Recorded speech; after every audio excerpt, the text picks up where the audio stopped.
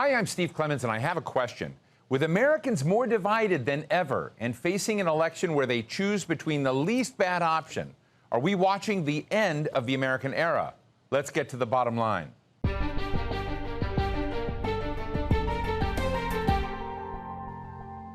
After he was elected 4 years ago, U.S. President Joe Biden flew around the world declaring America is back.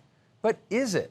In this election year, Americans are debating the gap between haves and have-nots. They're debating immigration, book bans, guns, abortion, freedom of speech, Gaza, Ukraine, you name it. And it's becoming less of an open-minded debate and more of a UFC cage fight where each side considers the other side the enemy.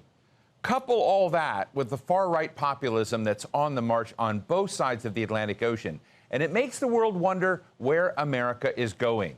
Today, we're taking a deeper look at America with one of the continent's leading thinkers, Wade Davis, professor of anthropology at the University of British Columbia in Canada, and author of dozens of books, most recently, Beneath the Surface of Things. Wade, thank you so much for joining us. I would say I really enjoyed our very depressing discussion years ago. It was during the era of COVID, and you wrote a powerful Rolling Stone article called The Unraveling of America. I'd love to kind of take quick stock with you on whether you think America is still unraveling or whether we've hit an equilibrium or what you think the big equities of this moment are. Yeah, I think that's a really excellent question, Steve. You know, that essay that I wrote, as you say, at the very low point of the lockdown, was not an indictment of America. If anything, it was an intervention. You know, when people that you love need to be encouraged to see themselves in the mirror, to see how far they've fallen, if you will. That's an act of love. You know, I mean, Cory Booker famously said, you know, if America hasn't broken your heart, you don't love her enough. And I think that essay got some things right and some things wrong, written in the heat of the moment. I mean, for example, who could have guessed that science would come up with a new class of vaccines in a matter of months when previously the fastest vaccine had been 4 years? As if almost to affirm the kind of spirit of American exceptionalism that the essay fundamentally called into question. But what that essay really tried to do is just remind Americans of, in a sense, what had become of their country, you know, from the nation that literally led our way back to civilization from the darkest possible era of World War II with amazing, extraordinary, almost unbelievable industrial might and diversity, to a country that, you know, suddenly had fallen to the point where you know, it ranked low in terms of press freedom. It had enormous economic inequity. There was a kind of a fundamental challenge to the very idea of America. And at the time of the pandemic, it was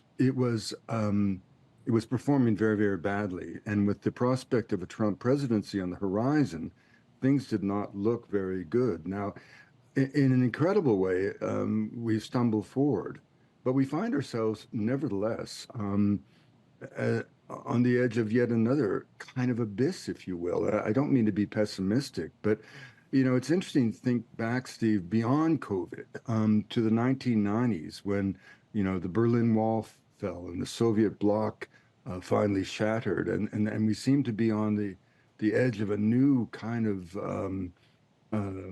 era of peace and tranquility and stability.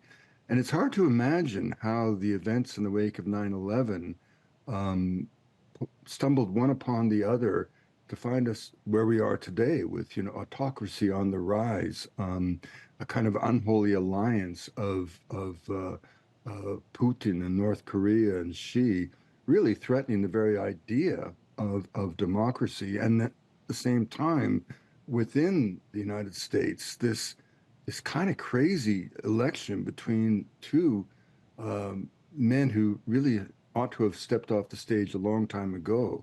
And it doesn't really bode well. And one of the pieces that one of the comments I made in that essay was that, you know, empires are born to fall and they never anticipate their own demise. You know, the 15th century belonging to the Portuguese, the 16th to the Spanish, the 17th to the Dutch, the 18th to the French, the 19th to the British. And the British Empire reached its greatest extent geographically as late as 1935. Yet, of course, we know that was even before the Great War, but certainly in the wake of World War I, it was bled white and bankrupt. So clearly the 20th century belonged to America. And the question is, who's going to rule in the next, who's going to rank where in the next century? And the signs of decay or decadence can be found all over the kind of American social and political landscape. And this is the discouraging thing. When you talk about these two older guys, Donald Trump and Joseph Biden, you know, when most of the United States, just to be clear, did not want the race of either of these two people again, but you've nonetheless have them. Have we become Soviet-esque in this moment? Well, certainly in terms of the geriatric nature of our leaders. I mean, you know, what is life but a story we lose the power of comprehending as we get old? And one of the acts of grace in getting old, and I hate to say, but I guess I am speaking from experience at this point. I just turned 70, you know, is to get off the stage, right, you know, and let the new generation work things out. You know, I find it really unfortunate that in a great country like the United States, it says something, I think, about the calcified nature of both political parties and the ideological extremes that both parties embrace. You know, we talk often about the rigid ideology of the American right, but of course the American left is equally adherent to extreme views that I don't think most Americans hold. And so, you know, there is no place in the middle. Is there something deeper that needs to happen to basically get Americans to trust this system? Right now, it's a zero-sum game, and they talk about each other in the most awful terms. This is not a side where one will respect the rights of the other if the other wins, in my sense. No, I think you're absolutely right. And I think this is what is ultimately most corrosive about the moment that we're in. You know, my father-in-law was almost U.S. president. He was a senator from Illinois for many, many years, a highly respected Republican who worked across the aisle all the time, Senator Charles Percy. And if he was able to be alive today and see the state of the U.S. Congress, I just don't think he'd be able to believe his eyes, and it certainly would break his heart. You know, ideology is a very dangerous thing. Ideology, be it from the right, the left, or the religious extremes. After all, what is ideology? Ideology, it's a word that gets bantered around a bunch, but it basically means that you buy into a set of ideas. You know, you become religiously, politically attached to a body of thinking. And that body of thinking becomes kind of calcified in your head. And anyone who does not agree with you not only becomes your antagonist, but they also, by their very existence, threaten your identity because they challenge a fundamental set of ideas, be those political or religious, by which you find comfort, you find consistency, you find solidity in your life. And once you identify those who are in opposition to your set of ideas, you better do something about them. And so first of all, you demonize them. And secondly, you go after the sources of their ideas that may be different from yours. And if they're found in books, you burn the books. And as we discovered in the 1930s, once you begin to burn books, it's a short step to burning people. And so what we're really seeing in the United States is a clash of violent, extreme ideologies that are kind of being masked as if they're not as extreme as they in fact are. And it's because of that that the polarization runs so deep, in defiance of all that is in the American spirit and tradition. I mean, I remember, Steve, as a young lad going to the United States for college, you know, and our family was so simple. My parents couldn't fly down to Boston with me. And so I flew down and I got to Logan Airport and I didn't even know where Harvard was. And I asked around and no one seemed to know either. And I finally dragged my trunk through the subway system, got up in Harvard Square, and realized my mom had made a mistake and shipped me down to the States 10 days early. The dorms weren't open. I had to drag my trunk at the age of 16 through the streets of Cambridge until I found a church. I knocked on the door, and an American pastor took me in and put me up for 10 days. I mean, that's America. That's the America I know, you know. And I think that America's being betrayed by the vitriol and the hatred of ideologues of both left and right. I'd just be interested in whether we have a fundamental problem where democracy's failure to deliver for a substantial portion of publics is now the rot that is part of this political economy globally that we have to deal with. Well, I think certainly in terms of the United States, you know, that generation of my father-in-law, you know, they had the common experience of fighting a global war together, and they came out of that kind of a united force, almost not just politically and economically, but even almost spiritually. And in the wake of that war, of course, with much of the world in ashes, the American economy was virtually dominated the entire globe. I mean, half the world's economy was based in the United States, even though the states had less than 5% of the global population. And that wealth within the United States allowed for a kind of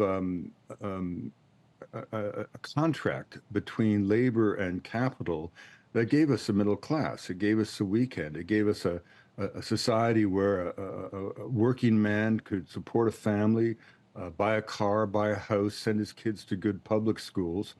Um, and the gap between those who had and those who have not was nothing like it is today. I mean, the when my father-in-law, for example, was a CEO of Bell and Howell, his salary would have been perhaps 20 times that of one of his subordinates in the white-collar offices of Bell and Howell. Well, today the gap between a CEO and such an individual would be more like 400 times. You know, the three richest Americans control more wealth than the 160 million poorest Americans. And so what you've seen is that social contract that came out of that era, and an era that gave us confidence in our institutions. That contract's been broken. And at the same time, we've had generations of politicians, particularly in the Republican Party in the United States, running against Washington. I mean, I always found it curious that first Nixon and then classically Ronald Reagan chose to kind of demonize Washington, because I lived in Washington for 20 years and I would walk through those memorial gardens and those great monuments with the words of Lincoln and Jefferson inscribed in limestone, and I would feel a chill at the promise of the American dream. You know, a dream of democracy that was invented, made up by individuals. You know, the famous words of Jefferson: "I swear upon the altar of Almighty God to fight against all forms of tyranny over the minds of man."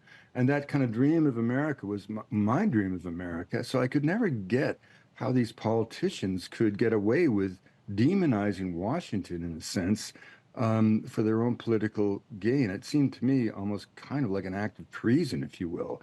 And yet we've been doing that for year in and year out. And so government in general has its reputation, and our faith in the ability of government to improve our lives. Remember Ronald Reagan's famous quip that, you know, the most dangerous words in the English language are "the government's coming to help you."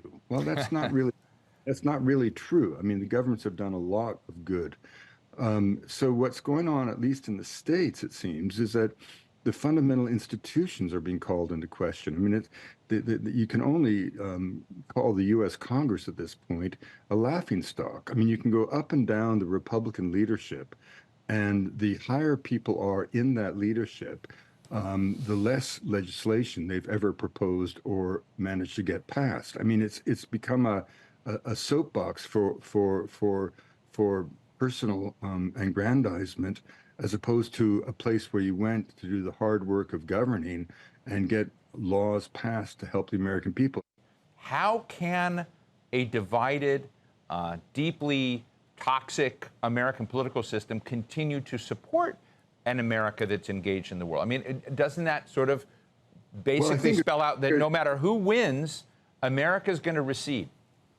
Well, I think you're right, and I think what's really going on here. Let's remember, on the eve of World War II, America was a demilitarized society. Bulgaria and Portugal had bigger armies than the United States in 1940, and in the wake of the war, we never stood down. And to this day, we have troops in 150 countries. We've become the policemen of the world. You know, since 1975, America's never been at peace. China's never been at war. Every year, China was pouring more cement than America did in the 20th century as they built their infrastructure. Well, whereas we squandered resources on wars that not only proved to be enormously murderous and bloody for the people who suffered, but also incredibly debilitating for the American people and the American government. If we had had a president in the wake of 9/11 who had stood on those ruins and said, look, we're going to find these people, we're going to avenge the losses, we're going to comfort our dead, but we're not going to let these people put us off our game, then history would have been very, very different. But in the same way that the Israelis, in a sense, had no choice but to take Hamas's bait in the terrible tragedy in Gaza. Similarly, bin Laden must have calculated, or at least anticipated, that America would do just what it did. And in doing so, it betrayed so much. The lies about Iraq, the invasion of Afghanistan, against all evidence of history that it would be a debacle. And as a result, those who were asked to bear the brunt of those pointless wars which were revealed to be pointless even faster than Vietnam was revealed, in a sense, to be pointless. And in comparison, I mean, Vietnam, at least we can look back and understand it within the context of the Cold War, where there really was a global a conflict that could have exploded into nuclear war. But Iraq and Afghanistan, I think I can't imagine there's anyone who would agree, with the possible exception of Dick Cheney or someone like that, that these were useful and helpful either to the United States of America, its allies, or to the poor victims of the conflict in Iraq and in Afghanistan. So you know, you can see how those who were sent to fight those wars, who've come back with the consequences of that engagement, who are working people all over America, you can see why they've turned their back both on Washington, but also on new adventures such as Ukraine. Right. You know, one of the things we do forget about Ukraine, and this is not to in any way condone what Putin has done, but remember that the deal that was struck with Gorbachev by Bush was that NATO would not expand east in exchange for the essentially the surrender, if you will, of the Soviet bloc in the way in the Cold War. And you know, it would have been one thing if the economic union, as a financial force, a trade force, had moved east into the Baltic states and the Caucasus and so on. But NATO is a military organization, you know, assembled specifically to combat the Soviet Union, which effectively meant combating what is now Russia. And so the prospect of the Ukraine, which was already a sore point for the Russians, because in their own kind of imperial visions that continued well through the Soviet era, the Ukraine was always seen to be a part of Russia, whether it should have been or not. And so we can't forget that the movement of NATO East was in violation of that agreement, and clearly a finger in the eye of the Kremlin. In your new book, Wade, Beneath the Surface of Things, you spend time in Jerusalem and you dedicate a chapter to talking about Jerusalem and Palestine and the situation. But as you think about, beneath the surface of things and the equities that you saw at play in Jerusalem and with Palestine and that very complicated part of the world, I'd love to hear your thoughts. Well, that essay, which I called it The Promised Land, and that was written well before October 7th. I was going to Jerusalem for with a group of Americans, and I knew that the whole topic of obviously the conflict would be on everybody's mind all the time. So I wrote that really as a kind of way to try to make sense of it myself. That essay just simply attempts to tell what we know is the historic truth, which is that the diaspora of the Israeli of the Jewish people into Israel, beginning before the Great War, but certainly reaching a peak in the 1930s and the 1940s, absolutely displaced the Palestinian people to the point where, in this kind of cruel irony of history, the Palestinians have become what the Zionists once were, a broken people without a homeland, with deep memories and recent memories of the displacement, and perfectly willing to wait, as the Jewish people did, 1900 years for justice to be done. And so in a way, what the essay tries to do is just expose some of the myths that we have absorbed in America in particular, the kind of the